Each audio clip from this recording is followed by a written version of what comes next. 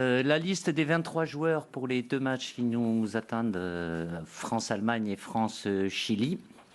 Gardien de but, Alphonse Areola, Mike Maignan, Brice Samba. Défenseur, Jonathan Klaus, Lucas Hernandez, Théo Hernandez, Ibrahima Konaté, Jules Koundé, Benjamin Pavard, William Saliba et Dayo Upamecano. Milieu de terrain, Eduardo Camavinga, Youssouf Fofana, Adrien Rabiot, Aurélien Tchouamini et Warem Zahir Emery. Attaquant, Ousmane Dembélé, Moussa Diaby, Olivier Giroud, Antoine Griezmann, Randal Kolo Muani, Kylian Mbappé et Marcus Thuram.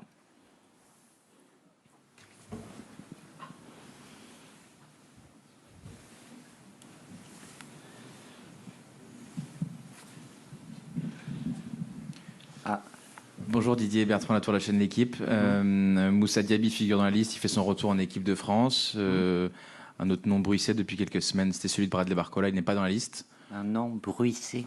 Oui, c'était une possibilité a priori, non? Vous n'y avez jamais pensé? Je sais pas, c'est la question bruissé ou pas. C'est la question que je vous pose, pourquoi Barcola n'est pas là et pourquoi Diaby est là? Pas là il fait partie des joueurs que l'on suit, bien évidemment, avec des enchaînements de matchs ces derniers temps où il a fait voir de belles choses. Il a besoin de confirmer et de s'affirmer aussi, plus dans le contenu, mais un joueur à fort potentiel. Il sera dans la liste de Thierry qu'il donnera après. Et par rapport à Moussa Diaby qui est déjà venu avec nous, même s'il est dans une situation où il a un temps de jeu qui s'est un petit peu réduit, mais lui aussi, il doit avoir une dizaine de sélections, a fait voir de belles choses, donc ça me semblait plus logique de rappeler Moussa, mais ce qui n'empêche pas, après, je ne sais pas ce qui se passera d'ici le mois de mai avec tous les matchs que les joueurs auront à jouer, blessure, pas blessure, de pouvoir faire les mêmes choix ou des choix différents. Bonjour Didier, Clément Grèce, Beansport. Il y a un joueur qui a vécu des dernières semaines agitées, c'est Jonathan Klaus à Marseille. Quel a été votre regard sur toute cette séquence entre la communication du club et les performances sur le terrain de Jonathan? Difficile de s'exprimer sur ce sujet. Évidemment, Jonathan a vécu des moments difficiles, pénibles. Je ne vais pas attaquer qui que ce soit parce que je ne me mêle pas de ce qui se passe dans les clubs. Moi, le plus important, c'est d'avoir maintenu le contact avec Jonathan, comme je le fais avec tous les joueurs qui peuvent avoir des périodes sportives ou extrasportives qui peuvent être compliquées.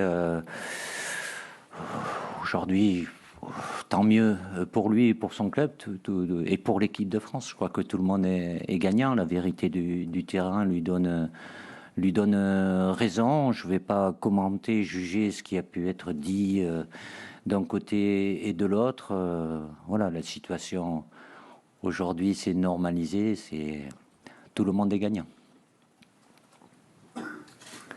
Bonjour Didier, Fabrice Hawkins, RMC Sport.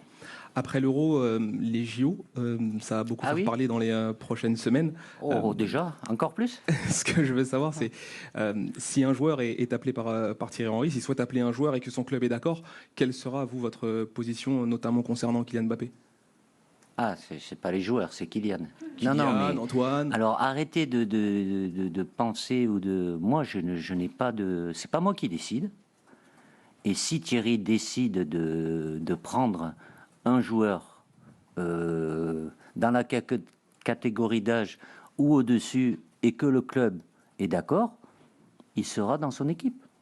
Voilà, je sais pas. Maintenant, je vous ai dit ça et c'est pas pour contredire ce que je viens de vous dire.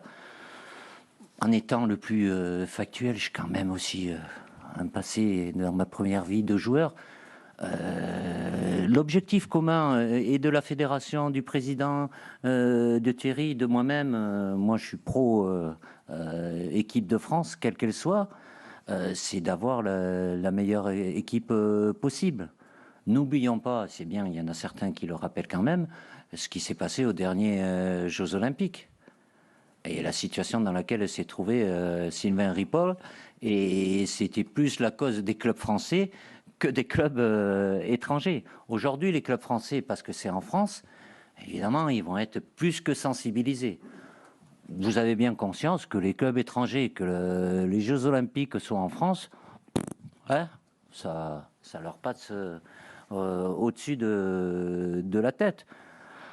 Que les joueurs aient l'envie, il n'y en a pas un qui va vous dire, parce que c'est les JO, je ne pense pas que les prochains JO en France, ceux qui sont là, ils pourront les rejouer, qu'ils soient jeunes ou moins jeunes. Qu'ils aient tous l'envie sur la faisabilité, ça c'est du ressort de Thierry, même si j'échange beaucoup avec lui, je ne suis pas contre lui, je suis avec lui, mais de par ce que je vous ai dit de ma première vie de joueur, c'est très difficile sur un plan psychologique et sur un plan physique de pouvoir enchaîner 2 compétitions comme ça en été, sans avoir eu de vacances et avec une obligation, parce que dans les clubs où ils sont, ce sont leurs employeurs, il y a un championnat qui va commencer aussi juste derrière. Mais à part ça, l'objectif reste le même, c'est de faire en sorte d'avoir la meilleure équipe possible. Je souhaite beaucoup de courage à Titi. J'espère pour lui qu'il pourra avoir un oui ferme et définitif. Mais c'est pas évident. Vous prenez la situation où il y a un joueur aujourd'hui, il est dans un club, on lui dit oui, et puis et au mois de juin, il va dans un autre. Vous pouvez changer d'entraîneur. Voilà, donc, mais à un moment, les décisions seront prises. Et comme je vous l'ai dit, pour qu'il n'y ait pas de parasitage ou de côté négatif dans l'environnement, à partir du moment où nous serons en stage de prépa à Clairefontaine, les choses sont claires. Ceux qui iront, ceux qui iront pas.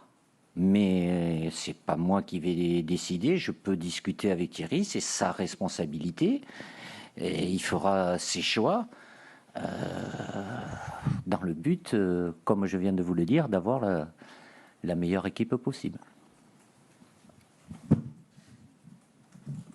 Ah, il écrit. Pardon. Bonjour Didier. Oui. Emmanuel Baranguet pour l'agence France Presse. C'est la dernière liste avant celle de l'Euro. Est-ce que, sauf blessure, dans ta tête, tu connais déjà la liste à 1, 2, 3 ou 4 noms près? Il y a un noyau dur, oui, si je vous dis une petite vingtaine, elle commence où la petite vingtaine? À 16, à 17, à 18, à 19?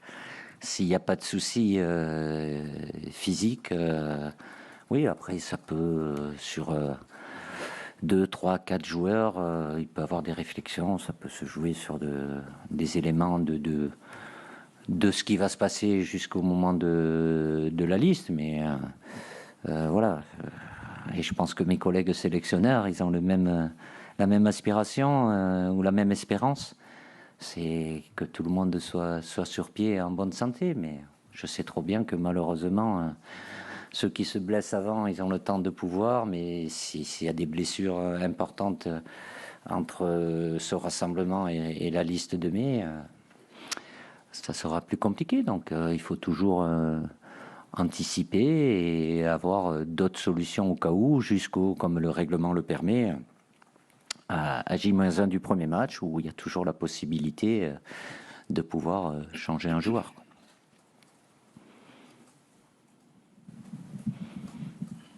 La perche, elle est courte. Bonjour, Hugo Delon du journal L'Équipe. Kylian Mbappé va être amené à moins jouer dans les prochaines semaines du fait des choix de son entraîneur. Et c'était précisément le sens de ma question. Est-ce que ça vous réjouit de le voir avec plus de fraîcheur à l'Euro, ou au contraire vous percevez peut-être un risque et manque de rythme dans la perspective de la compétition? Vu le nombre de matchs qu'il a joué, non, évidemment qu'une des données au-delà de l'intégrité physique des joueurs en fin de saison, puisque la phase de préparation, elle sera très courte, on ne pourra pas modifier grand-chose. Donc l'élément fraîcheur sur une grande compétition est quelque chose d'essentiel. Donc que ce soit Kylian, bien évidemment, ou d'autres joueurs, qu'ils aient du temps de jeu, oui, mais d'enchaîner des semaines à 3 matchs, arriver au bout d'une saison, forcément, il y aura de la fatigue. Moins elle est importante, mieux c'est. Donc le rythme pour Kylian, en ce qui le concerne, il n'y a pas de souci. Après, c'est les choix de son entraîneur. Et comme il a bien dit, il a été au même poste que moi en Espagne. Il n'aimait pas qu'on vienne fourrer son nez dans ses affaires. Donc, je ne vais pas, moi, à mon tour, fourrer mon nez dans ses affaires. Donc, il fait la gestion qui pense être le mieux pour lui, son équipe et son club. Voilà. Bon, s'il peut donner un peu plus de temps de jeu à Kolo Muani, ça m'arrangerait un peu, mais bon.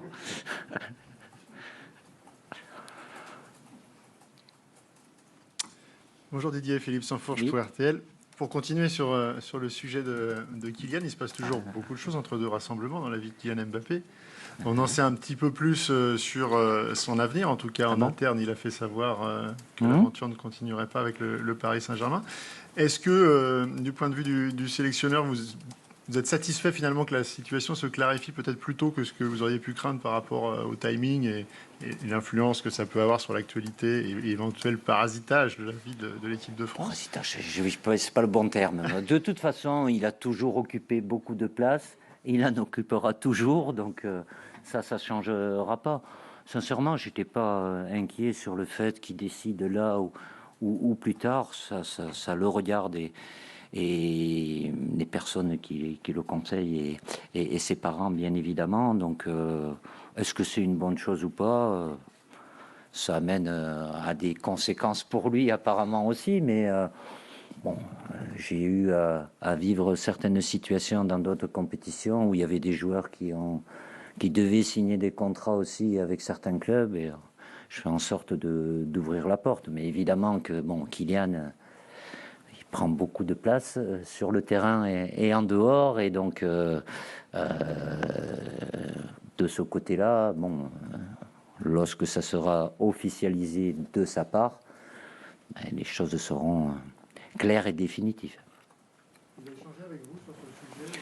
Oui, j'échange avec Kylian, avec tous les joueurs. Oui, j'échange. Ne me demandez pas ce qu'on s'est dit. Ça le regarde lui et moi, mais oui, je suis amené à parler avec la plupart des joueurs, et Kylian, bien évidemment, de sa situation, ce qui se passe, ce qui pourrait se passer, oui. Bonjour Didier, Hortense Leblanc pour France Info Sport. Vous avez convoqué à nouveau Warren Zaïre-Emery, qui avait connu une première convocation mitigée avec la blessure. Qu'est-ce qui vous a convaincu de le rappeler? Mitigé. Il a eu le malheur de marquer, enfin le bonheur de marquer, mais de se blesser. Ça aurait pu être beaucoup plus grave pour lui lorsqu'on voit sa cheville. Heureusement, il a bien récupéré. Et depuis, il a confirmé ce qu'il avait fait déjà de très bien avant.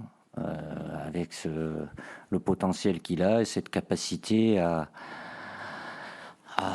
maîtriser beaucoup de choses. Il vient d'avoir à peine 18 ans, mais grande maturité. Il a le volume de jeu, la qualité technique, la passe. Il a la puissance au niveau de l'agressivité aussi dans la récupération. Donc, malgré une taille peut-être plus petite, mais ça lui pose pas de problème. Ça fait beaucoup de qualité, et c'est pas pour rien qu'un tel joueur joue depuis le début de la saison et qui est titulaire au Paris Saint-Germain avec les exigences qu'on connaît pour ce club-là.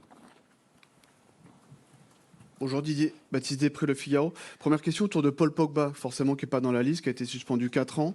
Dans quel état mental il est, toi qui échanges avec lui? Et est-ce que pour toi c'est terminé? Quand tu seras en équipe de France, il ne sera plus avec vous. Et deuxième petite question, le DTN de la... Après une. Je fais la première d'abord. Paul, oui, j'ai échangé avec lui. Évidemment que moralement et psychologiquement, ça a été un coup très dur pour lui. Il va continuer de mettre toute sa force pour se défendre, mais évidemment que le jugement qui a été rendu est très lourd suite à tout ce qu'il avait eu. Donc, faire en sorte qu'il se défende du mieux possible. Il a fait appel, donc il y aura un autre jugement qui sera rendu. J'aime pas avoir de position catégorique. Tout le mal que je lui souhaite, parce que humainement c'est vraiment quelqu'un de bien, c'est qu'il puisse retrouver le plaisir d'être sur un terrain et de jouer. Après, retrouver l'équipe de France, d'abord ça. Et ça serait un plaisir immense pour lui. Deuxième petite question. Le DTN a annoncé dernièrement la mise en place d'une stratégie globale autour des pénaltys avec l'équipe de France, enfin pas que l'équipe de France, mais au sein de toutes les sélections. Par rapport au A, on sait ta position là-dessus. Tu parles des fois de loterie, notamment par rapport au pénalty. Qu'est-ce que ça t'inspire, cette mise en place de stratégie? Et est-ce qu'il est prévu là dans le rassemblement qui vient en parler avec tes joueurs et ton staff? Ah non, ça c'est pas prévu au programme, non. Ma position, je sais pas, j'ai pu utiliser le mot loterie.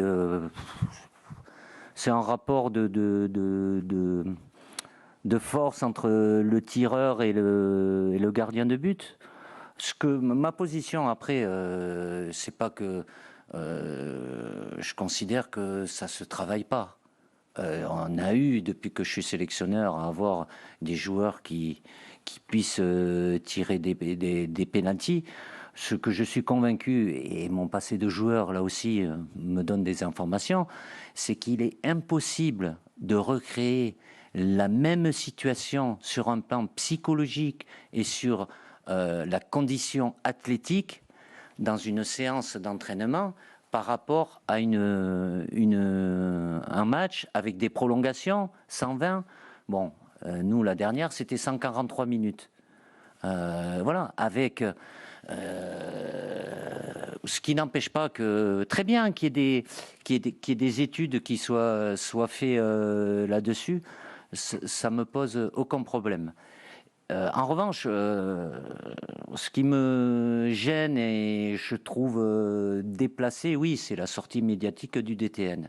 Et déplacée, et je dirais même irrespectueuse, mais c'est pas par rapport à moi. C'est par rapport à tous les entraîneurs nationaux, les gardiens de but, les analystes vidéo. C'est des mecs qui sont compétents, qui font du boulot, qui préparent. On prépare les séances de pénalty. On sait très bien que tous les matchs n'amènent pas des séances de pénalty. On en a vu, il y en a eu une encore hier. Et quand on se base, parce que je regarde, moi ça m'intéresse, hein, je suis ouvert, les études, il y a des exemples, mais il y a des contre-exemples aussi. Et ça concerne une équipe nationale, en l'occurrence les féminines, qui l'ont travaillé, je vais utiliser le terme, ou ont répété. C'est pas pour autant que ça a mené, malheureusement pour elles, à un succès lors du quart de finale.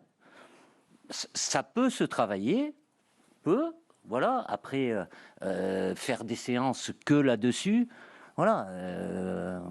J'en parlais encore tout à l'heure avec quelqu'un qui a eu une première vie aussi où il a été joueur, il en a tiré des pénaltys. C'est Titi, Henri. Et voilà. Psychologiquement, tirer un pénalty à l'entraînement ou tirer un pénalty en cours de match et le tirer en fin de match, on se racontait certaines anecdotes qui vous plairaient certainement de ce qu'on a vécu il y a un peu plus de 25 ans. Ça mènerait beaucoup d'arguments qui vont plutôt dans un sens que dans l'autre. Mais après, c'est le ressenti aussi. Évidemment que ça se prépare. Et tous les entraîneurs de gardiens, tous les staffs, tous les analystes vidéo, d'avoir des datas sur qui tire où.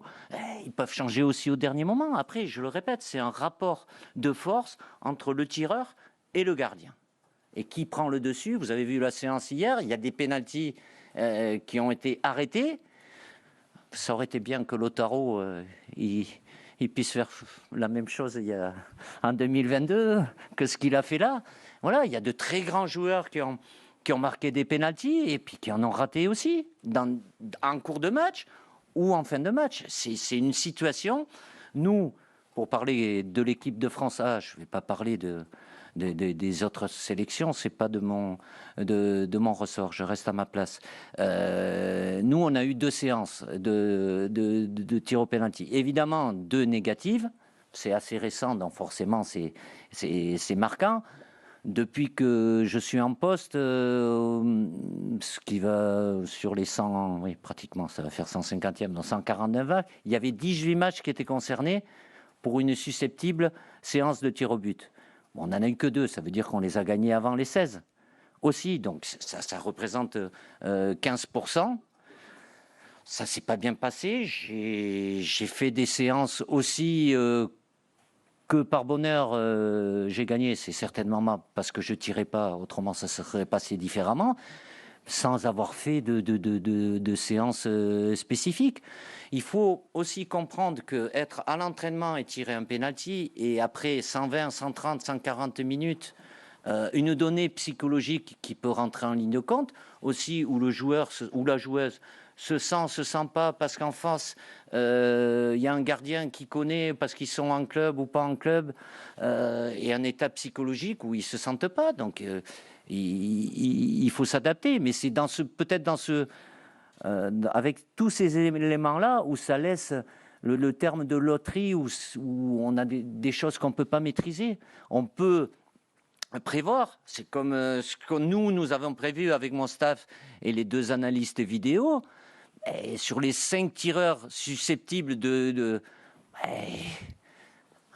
vu les changements, j'en ai fait 7 en comptant la prolongation. Donc évidemment, les 5 tireurs, c'était pas les 5 qui étaient prévus. Mais après, il y a tenir compte de l'envie, du ressenti du joueur. Obliger un joueur à tirer parce qu'il doit tirer, s'il se sent pas, ce qui veut dire il peut marquer, mais je vois pas trop l'intérêt. Mais ça se prépare, on peut donner des informations, mais il y a une donnée, au-delà de la fatigue musculaire et physique, il y a une donnée psychologique qui a une importance capitale. Ça va, j'ai fait assez large là.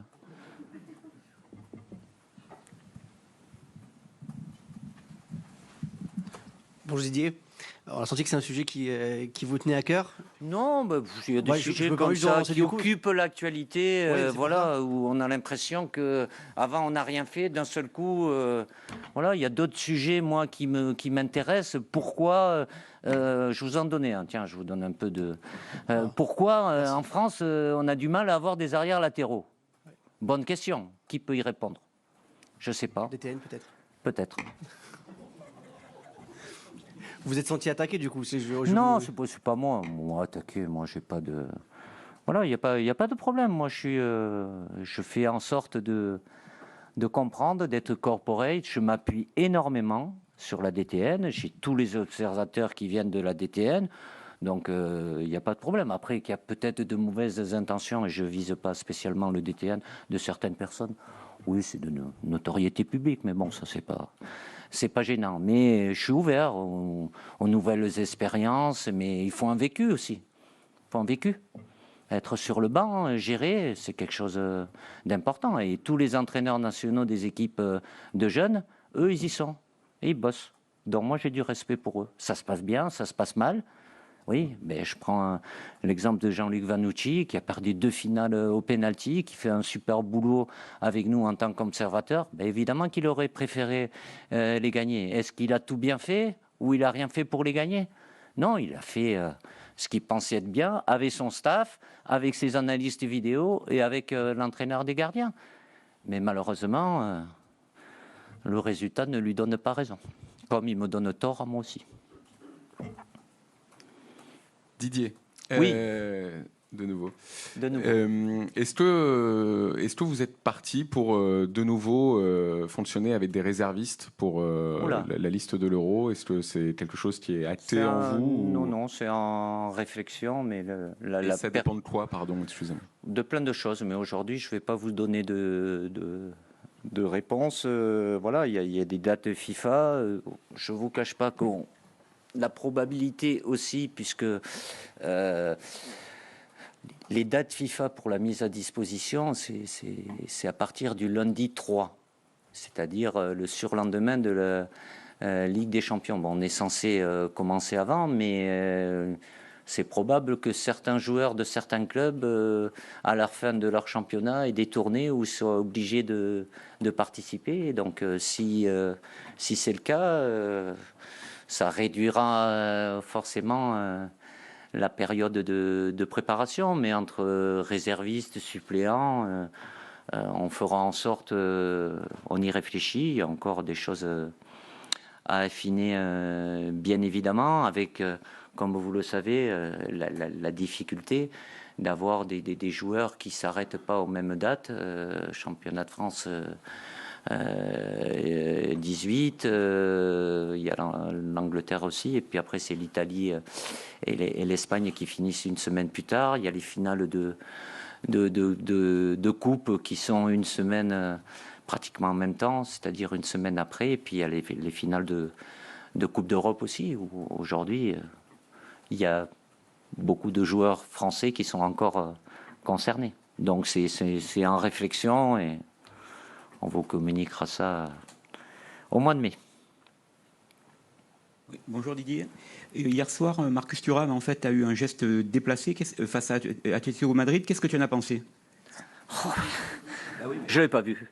Je regardais le PSG, je ne regardais pas... Oui, ça peut amener à rire ou pas, d'ailleurs. Il a été pris, quoi. Donc, bon, il n'y a pas eu de conséquences, mais même si après, ils en ont souri, les joueurs entre eux sur le terrain, mais bon, évidemment que c'est... Marcus le sait bien, c'est un geste à pas faire. Bonjour Didier, Nicolas Paillard, au niveau des caméras pour InfoSport Plus et Canal+. Si je ne me trompe pas, pour Moussa Diaby, sa dernière sélection, c'était le 27 mars 2023 en Irlande.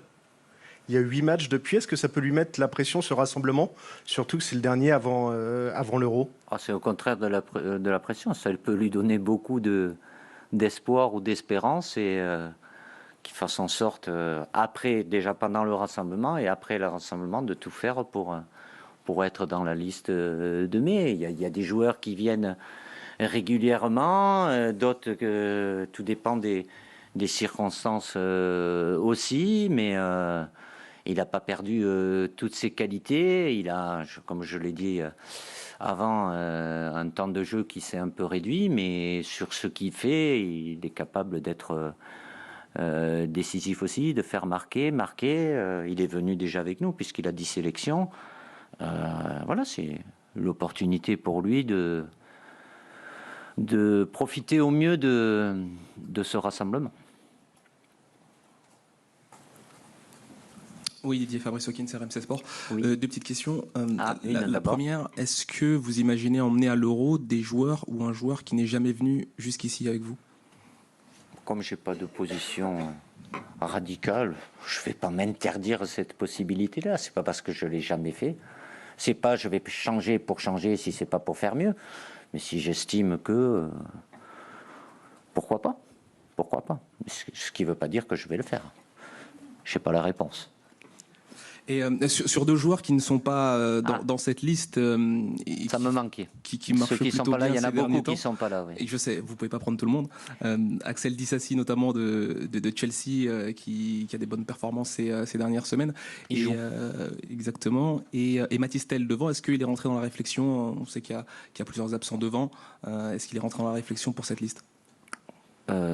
Axel, lui, est déjà venu avec nous. Bon, il a un temps de jeu important, avec des performances bonnes et moins bonnes aussi, mais il est un candidat potentiel, oui, par rapport à l'Euro, même s'il n'est pas là aujourd'hui. Il était déjà venu, il faisait partie du groupe à la Coupe du Monde aussi. Il y a de la concurrence à ce poste-là, comme à beaucoup de postes, comme Pourtel, lui aussi, il fait partie des jeunes à fort potentiel, avec un temps de jeu qui est malheureusement pour lui, mais il est au Bayern avec une forte concurrence aussi, mais il fait en sorte, à chaque fois qu'il a du temps de jeu, de plutôt être décisif. Mais il y a il est dans le même registre que Bradley Barcola. Il y en a d'autres aussi, où, voilà, on sent qu'il y a un potentiel qui est censé les amener tout là-haut. C'est pas tout fluide aujourd'hui, ils font pas tout bien. Après, il y a le problème où la situation, temps de jeu, moins ou entrée en jeu, mais on reste attentif, bien évidemment, sur une bonne cinquantaine de joueurs qui sont susceptibles, à un moment ou à un autre, de pouvoir nous rejoindre en équipe de France A. Bonjour Didier, Oui. Cyril de la Morinerie d'Europe 1. Deux petites questions. Adrien Rabiot, des nouvelles vous avez de. deux. Alors, la première, alors. La première, c'est Adrien Rabiot. Oui. Quelles sont les dernières nouvelles, puisqu'il est présent dans la liste? Ça veut dire qu'il va mieux. Qu'elles sont bonnes et que si tout se passe bien, il n'y aura pas de soucis. C'est prévu qu'il soit disponible pour le match de dimanche avec son club. Donc j'ai échangé avec lui par rapport à la progression qu'il a eue dans ses séances. Il en a encore à valider, mais si tout se passe bien, il sera là. Et c'est pour ça que je l'ai appelé et je l'ai mis dans la liste. Et je voulais vous interroger sur un entraîneur formidable qui fait un travail, en tout cas payant, à l'Olympique de Marseille. C'est Jean-Louis Gasset. Jean-Louis. Votre regard sur ce qu'il est en train de faire avec l'OM. C'est à moi de commenter. C'est sympa. Non, mais c'est très bien. Tant mieux pour lui. C'est quelqu'un avec qui j'ai échangé beaucoup. On a échangé dernièrement, puisque quand il était en poste avec la Côte d'Ivoire, il y avait des joueurs qui pouvaient l'intéresser, qui avaient la possibilité ou d'être avec nous ou d'être de son côté. Non, mais c'est très bien. Enfin, c'est surtout très bien pour l'OM, pour ses joueurs et pour lui. Comme quoi, voilà, on va pas refaire le débat jeune, moins jeune, ancien, vieux, pas. Voilà. Sur ce qu'on lui a demandé de faire pour le moment, non, mais c'est carton plein, donc bravo. Il y a encore de la route jusqu'à la fin du championnat, mais bon, c'est très bien.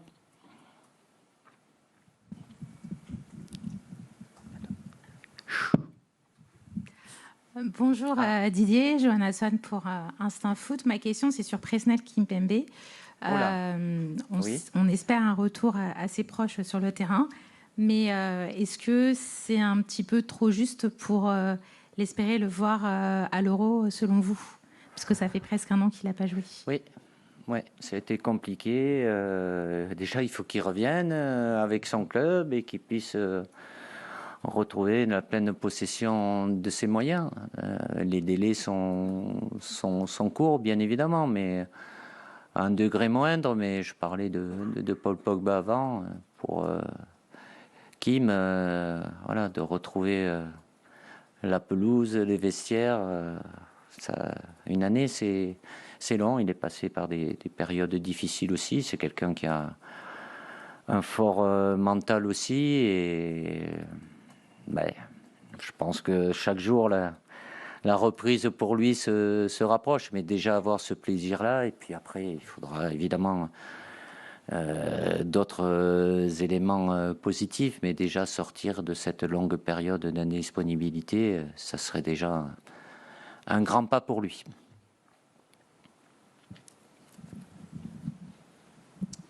Bonjour Hugo Delon du journal L'Équipe. Pas les pénaltys. Hein. Non, pas les pénaltys. Non, c'est déjà été fait. Vous les aimez bien pourtant. Ouais, j'aime bien. J'étais content que quelqu'un prenne le relais sur ce sujet, ça fait plaisir.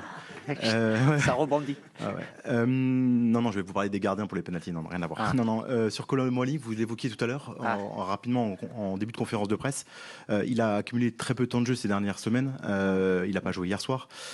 Est-ce qu'on peut avoir aussi peu de temps de jeu et être titulaire en équipe de France? Et deuxième question sous-jacente, il a il est rentré sur un côté régulièrement sur les dernières semaines, côté gauche ou côté droit. Est-ce que c'est une position dans laquelle vous allez potentiellement l'utiliser dans les prochaines semaines? Merci. Alors évidemment que sa situation, oui, mais c'est déjà arrivé à d'autres joueurs, pas que français, il y a des joueurs étrangers, mais ça nous concerne moins. Mais bon, je me rappelle Olivier Giroud, quand il était à Chelsea, c'était très compliqué. Donc après, il y a le potentiel joueur, la confiance que je peux lui accorder, parce que de par ce qu'ils ont fait, ils peuvent avoir tous des périodes plus difficile. C'est valable pour Colo. Je prends un autre exemple, Dayo Upamecano. On ne peut pas dire qu'il soit dans une période très heureuse pour lui. Est-ce que c'est le Dayo d'aujourd'hui ou ce qu'il a été capable de faire avant? Donc voilà, je tiens compte de ces circonstances-là. Évidemment que pour avoir de la confiance, les deux sont liés. Il faut du temps de jeu. C'est pas être titulaire, ça veut tout dire et rien dire. Qu'il puisse être dans un équipe de France de par ce qu'il a fait avec nous et voilà ce que je considère être le potentiel qu'il a, avec cette capacité à pouvoir jouer sur les 3 postes offensifs. Il peut jouer dans l'axe, mais il a la capacité aussi à pouvoir jouer des deux côtés, à droite comme à gauche, et on l'a déjà utilisé comme ça, donc on peut être amené aussi à l'utiliser de nouveau dans cette position. Bonjour Didier, Arthur Perrault, RMC, derrière les caméras. Juste derrière, caché. Juste là. Pardon. Une question sur Olivier Giroud, qui est une nouvelle fois présent dans cette liste, qui est toujours présent et toujours décisif avec son club. Comment justement vous jugez son début de saison, et est-ce que vous seriez surpris que Thierry Henry soit intéressé par son expérience pour les Jeux Olympiques? Merci. Alors sur la première question, oui, Olivier est là, il se maintient, et bon, heureusement, parce qu'il joue beaucoup de matchs aussi, il arrive à garder une bonne efficacité. L'enchaînement, forcément, avec des matchs, des semaines à 3 matchs, bon, ça peut être difficile, pas que pour lui, et par rapport à l'âge qu'il a, parce qu'il est en condition physique, il n'y a pas de soucis, donc qui se maintiennent bien évidemment, qui fassent tout. Pour la deuxième question, vous verrez Thierry Henry, il répondra, ça le concerne. Mais qu'il ait envie d'y être, j'en suis convaincu, comme tous les joueurs. À moins que si vous en connaissez un qui vous dise, moi, j'en ai rien à faire. Hein? Randall? Bon. Merci Randall d'être un exemple. Je ne sais pas si c'est le bon, mais il y en a un. On finit rapidement avec 2 questions. Baptiste Després du Figaro et Bertrand Latour de la chaîne L'Équipe. D'accord. Une question justement sur les JO, mais notamment toutes les critiques qui y a autour des JO, que ce soit au niveau de l'organisation, de la couleur de la scène, des transports, etc. Ça aussi, vous me... Est-ce que pour toi, ça te semble... Est-ce qu'aujourd'hui, ça te semble... Je ne vais pas prendre l'engagement devant vous de me baigner dans la Seine. Mais voilà, j'espère que ça sera possible. C'est une première info déjà. Non, oui, non, mais je sais pas si est-ce que ces critiques sont légitimes, ou est-ce que c'est le côté râleur des Français? Et d'une manière générale, est-ce que toi, tu aurais un message à donner en tant que sélectionneur de l'équipe de France, et puis tu sais ce que c'est d'organiser une telle compétition? C'est compliqué, bien évidemment, parce que c'est l'image de la France qui est en jeu. Après, c'est pas vous faire offense. C'est pas d'aujourd'hui, hein, c'est pas les avions ou les trains qui arrivent à l'heure qui vous intéressent.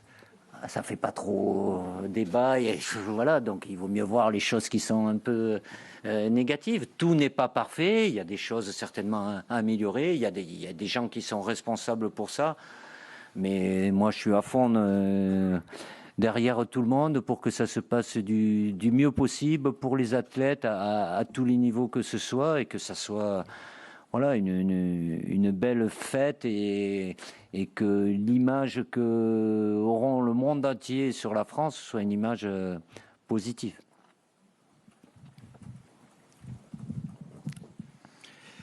La question de la fin. Non. Didier, il y a des joueurs, on l'a dit déjà, qui peuvent faire Euro plus JO. En quoi est-ce que vous... c'est une possibilité en tout cas, a priori. Ils sont tous, oui. Si tel était le cas, Didier, en quoi est-ce que vous craignez que ça ait un impact sur leur rendement pendant votre compétition à vous? Parce qu'on peut se dire l'Euro c'est avant de toute manière, mais est-ce que vous craignez vous que ça puisse avoir une incidence sur votre compétition? Non, je crains pas. Si ce n'est, je vous le répète, pour moi, la difficulté sur un plan physique et physiologique d'enchaîner ces deux compétitions, parce que les joueurs qui vont venir avec moi, ils n'auront pas de vacances avant. Donc à un moment ou un autre, il va bien falloir qu'ils soufflent. Je ne sais pas quand ils pourront souffler, à moins que les clubs, quand ils reviennent, bon allez, vous commencez le championnat fin septembre. Voilà, c'est surtout ça, mais j'ai pas d'inquiétude. Je comprends que c'est un sujet qui occupe beaucoup de place, même, et je vais pas refroidir l'adrénaline qui peut avoir, l'excitation de certains ou certaines par rapport au sujet. En face, c'est des équipes de moins de 23 ans aussi. Certes, ils ont la même possibilité d'avoir 3 joueurs au-dessus. Si je dois vous répéter l'objectif, et c'est le mien aussi, que de faire en sorte que, dans la mesure du possible, même si je ne suis pas décisionnaire, d'avoir la meilleure équipe, bien évidemment, mais l'Euro reste prioritaire, les joueurs le savent, Thierry le sait, le président en a bien conscience. On est dans des dates FIFA, après les JO ne sont pas dans des dates FIFA, ce qui amène forcément à des difficultés ou des complications.